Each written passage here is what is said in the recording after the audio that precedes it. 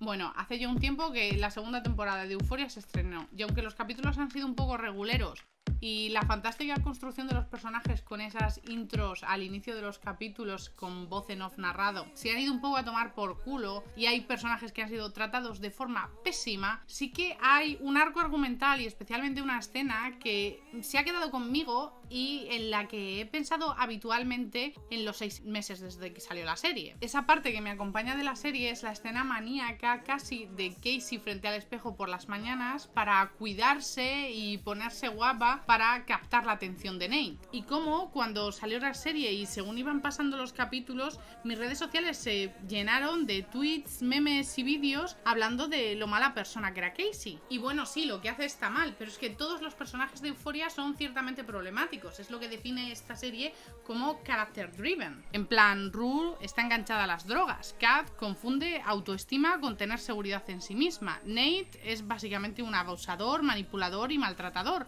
Jules huye del compromiso, o Maddie confunde el amor con el abuso y el drama. No sé, como que en Euphoria todos los personajes son multidimensionales y tienen su problemática detrás, pero a nadie le había caído tal del pulpo como le había caído a Casey. Y esto como que había llamado mucho mi atención, porque todo el odio y la visceralidad contra el personaje y la cantidad de energía invertida hablando de ella, de lo mala persona que es, pues yo no lo sentía. Yo cuando veía a Casey y su drama sentía sobre todo tristeza. En plan, cuando online todo el mundo la quería crucificar, yo lo que tenía ganas era de sentarme con ella, tomar un colacao y decirle: a ver, chica, ¿qué te pasa? Que estás jodida. Así que bueno, quería dejar aquí unas cuantas reflexiones a propósito del personaje y de esta caída a los infiernos. Y de paso, hablar de cómo las mujeres somos más objeto que sujeto, cómo la aprobación de un hombre te puede llevar totalmente a la locura, la fina línea que separa el vestirse para una misma o vestirse para los demás, y cómo públicamente vemos y juzgamos las enfermedades mentales. Y obviamente, pues spoiler de la primera y la segunda temporada de Euphoria. Aunque bueno, yo creo que aquí hay una reflexión más allá de la serie, pero bueno, eso, spoilers.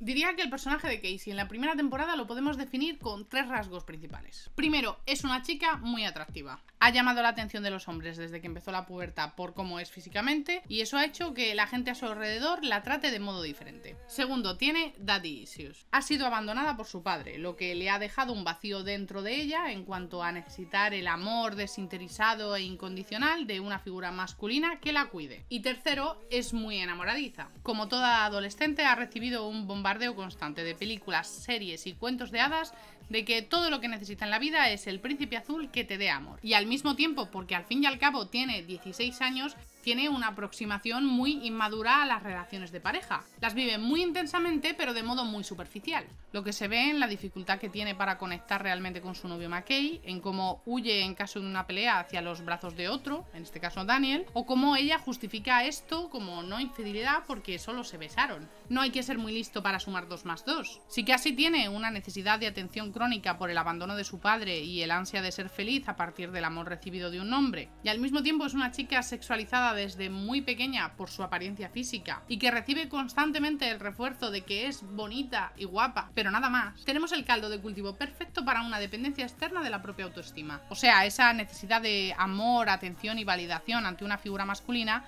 la hace dependiente y extremadamente fácil de manipular. Accede a hacer cosas con las que no está a priori de acuerdo y recurre al sexo porque es, al fin y al cabo, la manera en la que ve que le es más sencillo contentar a su pareja para que le siga amando. La temporada termina con cierta esperanza para el personaje. Después de desilusionarse al ver cómo de complejo es McKay, sentirse como una mierda por lo que le dice Daniel y abortar, Casey tiene una especie de momento de claridad en la que está segura de sí misma y va al baile con la idea de permanecer soltera y no depender de un hombre. Pero claro, spoiler, sale mal.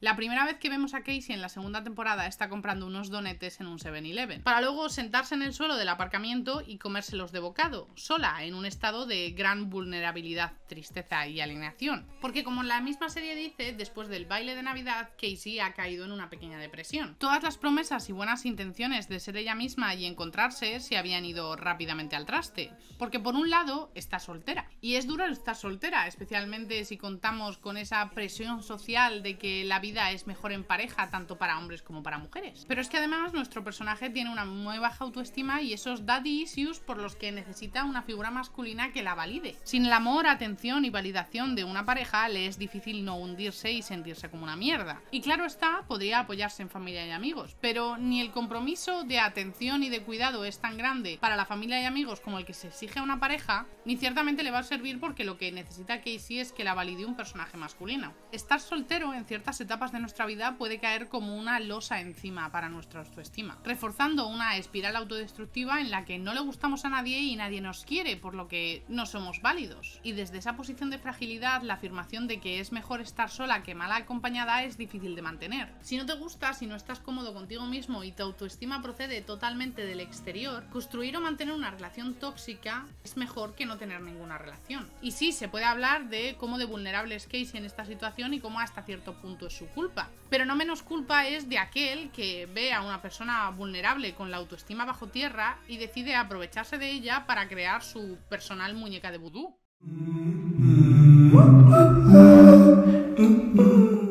Nate ve a Casey en el parque y sabe lo que está viendo. Una persona deprimida, inmadura, dependiente y manipulable. Y así se montan en el coche, coquetean, van al baño y mantienen relaciones sexuales. Y en toda la cadena de acontecimientos, Nate propone y ella accede. Porque claro, el mundo de los amoríos heterosexuales es un poco así. No es un campo nivelado en el que los dos sexos jueguen en igualdad de condiciones. No. El hombre, según esos bellos roles de género, es el sujeto. El hombre elige, el hombre propone, él pide salir, él pide en matrimonio. Y la mujer es la otra parte, el objeto, para la que por encima de todo cuenta su deseabilidad. Según estos roles, la mujer existe para gustar y ser deseada y su valor depende de ello. Claro que puede decir que no, pero si tu estado mental es tan frágil y tu autoestima es tan baja que necesitas la validación de otra persona para sentirte bien contigo misma, Casey no es más débil al decir que sí que el yonki que dice sí a su próxima dosis. Y de ahí la cosa, la irracionalidad en la que podemos caer por la atención de otra persona, muriéndonos por una pizca de significación y validación de otros, que nos lleve de nuevo a la luna y a vivir el sueño de ser amados, queridos y valorados por la persona de la que estamos enamorados. Y esto Nate lo ve y simplemente se aprovecha de ello, porque Nate es un hombre malo y manipulador, que sabe que tocando unas teclas precisas podrá hacer lo que quiera con Casey, que se irá hundiendo y amoldando a como él quiera que sea. Y esto existe en la realidad. Todos conocemos a mujeres con baja autoestima que terminan con hombres que son unos verdaderos cabrones.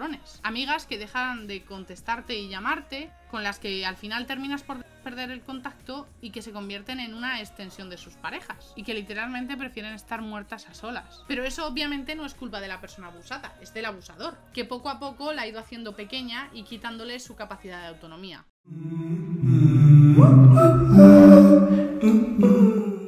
Esa espiral en la que nuestro personaje deja de ser Casey y pasa a ser simplemente una extensión de Nate es lo que vemos en la escena que me ha obsesionado de Euphoria. Esa rutina maníaco-compulsiva en la que vemos como Casey se ha vuelto loca. Síntoma de una enfermedad mental en este realismo emocional que le gusta transmitir al director, mostrándonos el estado psicológico de los personajes por cómo viven y piensan escenas dentro de su propia cabeza. Casey hace esta rutina cada mañana, en lo que sería el equivalente a flagelarse mientras lees la Biblia. Porque Casey disfruta del proceso doloroso, la atención al detalle y la compulsividad por el simple hecho de que demuestra a Nate que ella es suya, y por esos 2 segundos de atención. 2 segundos que dan sentido a todo ese sacrificio y la hacen válida y merecedora de amor. Y así el mundo vuelve a girar y ella está feliz. Mientras que cuando él la ignora, está desesperada, dispuesta a todo para volver a tener un atisbo de la atención de Nate. Esto es un caso de libro de vestirse para los demás. Porque sí, vivimos en una sociedad en la que cada vez que salimos a la calle somos analizados y decodificados por las personas que nos rodean. Y especialmente si eres mujer en el contexto heteropatriarcal en el que te dicen cómo te tienes que ver. Pero la cuestión es, ¿te vistes, te arreglas, te maquillas, te exfolias, te depilas por ti misma, por tu identidad, porque te hace sentir bien? ¿O lo haces porque así vas a ser más aceptada y vas a gustar más en la sociedad y te van a tratar mejor? Es una línea finísima la de diferenciar entre lo que haces por ti misma porque te hace sentir bien y lo que haces por contentar a la sociedad en en la que vivimos. ¿Me depilo porque me gustan mis piernas suaves o porque si salgo a la calle me van a señalar con mis piernas peludas? ¿No salgo de casa sin la raya pintada porque me define y me identifica o realmente es porque todas las mujeres que veo en las películas y revistas salen pintadas? Todos los días creamos visiones y ficciones de nosotros mismos para salir a la calle y esas ficciones no se sabe muy bien si es por ti misma, por tu propia identidad o por lo que van a pensar los demás de ti y cómo te van a tratar en público. Y en el caso de Casey es llevado al extremo y al ridículo. Su rutina de self-care no tiene nada de self, es esclava de la belleza y la moda para ser objeto de la mirada y atención de su persona amada, y le hace perder todo el control sobre quién es, sobre su propio cuerpo y sobre cómo se ve.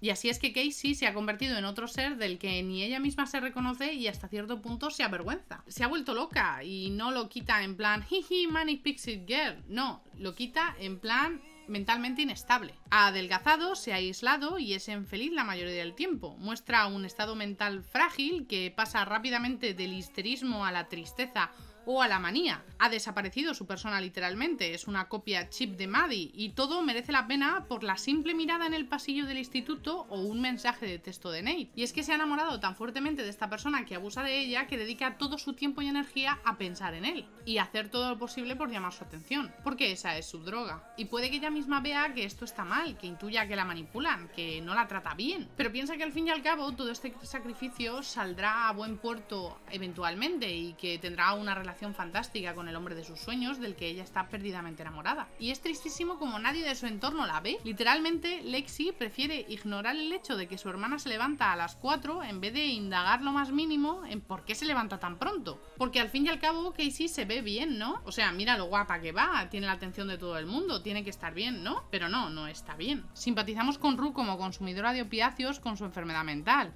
Está mal, es una adicta. Y la serie le da el cuidado y atención del que es merecedora para que mejore, pueda sanar, sea un personaje mejor, se reponga y pida disculpas a las personas que ha herido. Cuando coge una infección de riñones por estar deprimida en la cama viendo telebasura, no decimos que es una mierda de persona, ni cuando empieza a gritar a su familia y amigos, ni cuando trata mal a Ali. No, decimos que es una adicta y que tiene los problemas mentales que conlleva tener una adicción. Pero con Casey es otra historia. No merece ni cuidado ni atención, porque su salud mental, su forma de locura transitoria que está viviendo, no se presenta de un modo socialmente aceptable. No la vemos como una persona enferma y una víctima adicta al sistema de impulso-recompensa de la dependencia emocional, que por cierto en el cerebro tiene unas consecuencias similares a los de la ludopatía y la drogadicción. No, Casey es una zorra porque ha traicionado a su amiga y poco más.